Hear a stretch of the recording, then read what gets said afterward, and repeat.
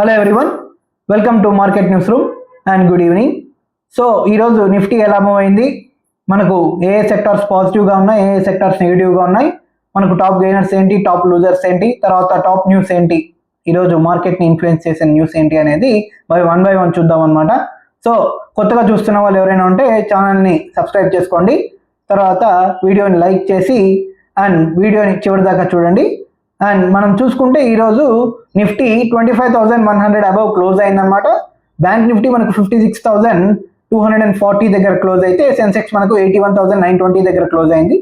Sectors, top sectors ఏమేమి మనకు పాజిటివ్గా మూవ్ అయ్యాయని మనం చూసుకుంటే ఆటో, ఫార్మా, తర్వాత ఫైనాన్షియల్ సర్వీసెస్, ఈ సెక్టార్స్ మనకు పాజిటివ్గా మూవ్ అయ్యాయి అనమాట.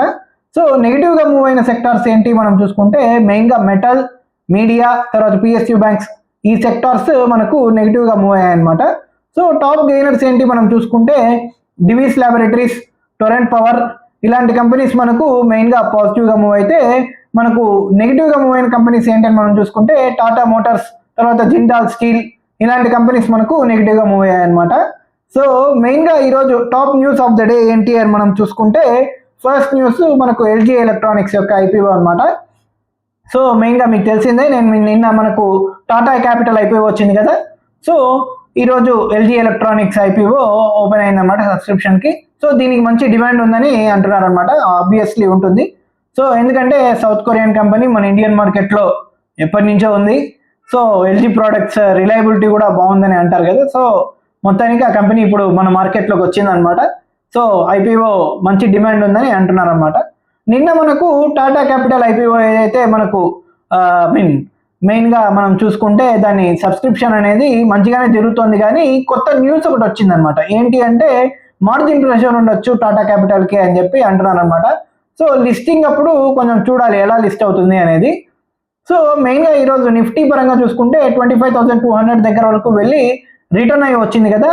ఆ రిటర్న్ అయ్యి వచ్చే టైంలో మనకి ఎందుకు అలా అయింది అంటే మెయిన్గా ఒక న్యూస్ వచ్చింది. అది ఏంటి అంటే యుఎస్ఏతో మనకు జరగాల్సిన ట్రేడ్ టాక్స్ ఏవైతే ఉన్నాయో మనకు అవి డిలే అవుతున్నాయి అని చెప్పి వచ్చిందనమాట. దానికి కారణం ఏంటంటే యుఎస్ షట్ డౌన్. సో దానివల్ల యుఎస్ఏతో ట్రేడ్ టాక్స్ డిలే అవుతున్నాయని న్యూస్ రావడంతో మార్కెట్ ఆటోమేటిక్గా కిందికి వచ్చిందనమాట 25,200 నుంచి. సో చూడాలి ఎప్పుడు సెటిల్ అవుతుంది ఏంటి అనేది. సో మెయిన్గా జయశంకర్ గారు ఈరోజు ఒక స్టేట్మెంట్ చేశారనమాట యుఎస్ఏ తర్వాత చైనాకు సంబంధించి. సో మీకు తెలిసిందే యుఎస్ఏ చైనాకు ఎప్పటి నుంచో పడదు. సో వాళ్ళిద్దరి మధ్య ఈ ట్రేడ్ వార్ ఎప్పుడైతే జరుగుతుందో ఆటోమేటిక్గా థర్డ్ కంట్రీకి అడ్వాంటేజ్ అది ఖచ్చితంగా ఇండియా అవుతుంది అని చెప్పి మనకు జయశంకర్ గారు అయితే స్టేట్మెంట్ చేశారనమాట. సో అవ్వాలి ఆబ్వియస్లీ.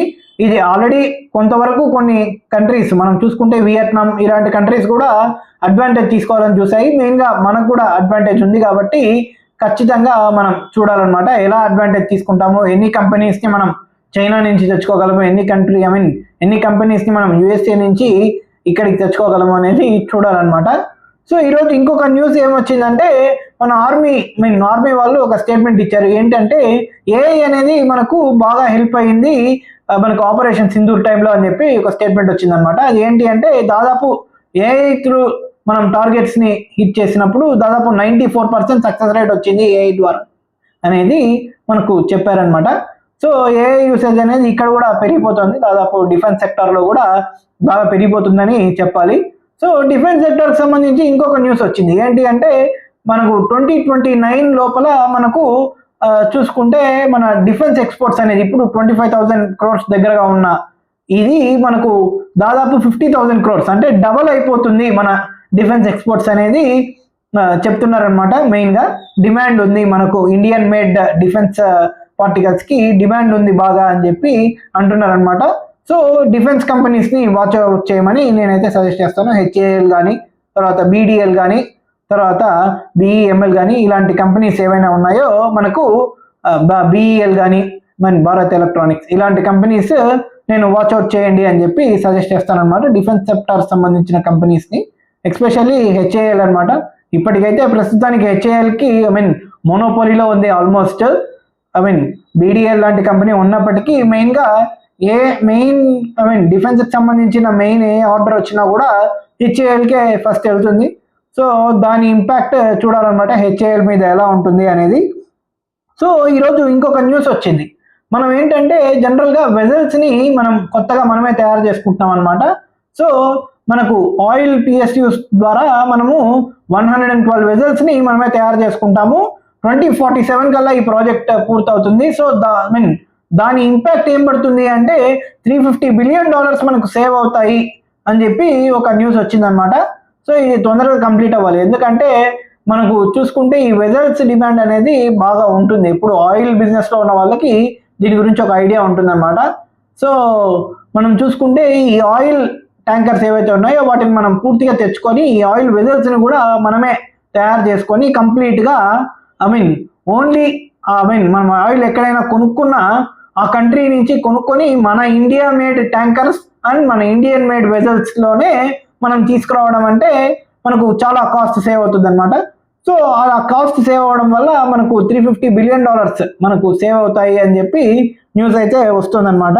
సో ఈరోజు నితిన్ గడ్కరీ గారు ఒక స్టేట్మెంట్ చేశారు. ఏంటి అంటే ఈవీ మనకు ఎలక్ట్రిక్ వెహికల్స్ ఏవైతే ఉన్నాయో వాటి ప్రైజెస్ ప్రస్తుతానికి పెట్రోల్ వెహికల్స్ కంటే ఎక్కువ ఉన్నాయి, కాస్ట్ ఎక్కువగా ఉంది.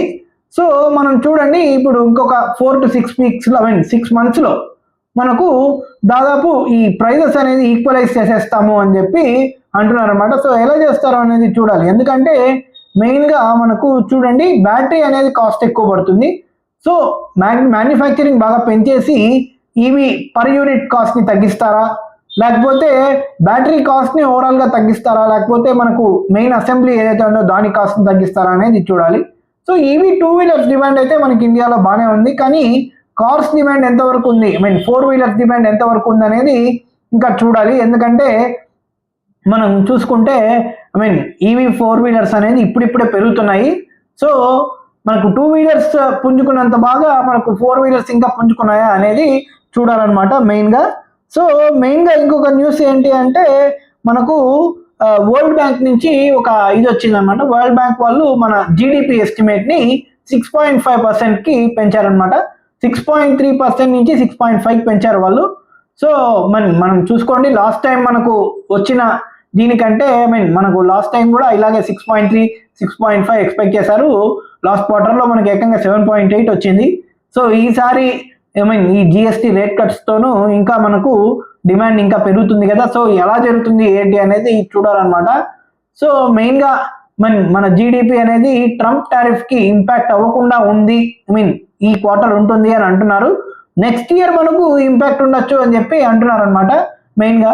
సో చూడాలి ఏం జరుగుతుంది ఏంటి అనేది. ఒక పక్క మనం చూసుకుంటే గోల్డ్ అండ్ సిల్వర్ వరకు చూసుకుంటే మనకు గోల్డ్ అనేది మనకు స్టిల్ ఆల్ టైమ్ హై దిశగానే వెళ్తుంది. సో లేటెస్ట్గా ఈ రోజు వచ్చిన న్యూస్ ఏంటంటే చైనా వాళ్ళు కొనడం మొదలెట్టారనమాట. సో చైనా వాళ్ళ పీపుల్ బ్యాంక్స్ ఆఫ్ చైనా మనకు వాళ్ళ సెంట్రల్ బ్యాంక్ ఏదైతే ఉందో చైనాలో వాళ్ళు కొంటున్నారనమాట గోల్డ్ని.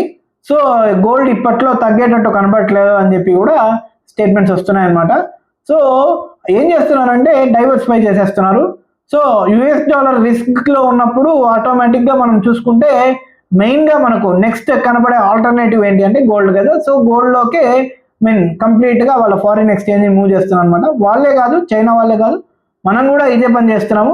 మీకు మీరు చూస్తే మన ఆర్బీఐ కూడా యుఎస్ డాలర్స్ దీన్ని యుఎస్ బాండ్స్ని తగ్గించి మన గోల్డ్ని అయితే పెంచుకుంటుంది అనమాట మన ఆర్బీఐ కూడా. సో చూడాలి ఇలా ఇండియా చైనా ఇలా కొంటూ పోతే గోల్డ్ అనేది ఎందుకు తగ్గుతుంది చెప్పండి.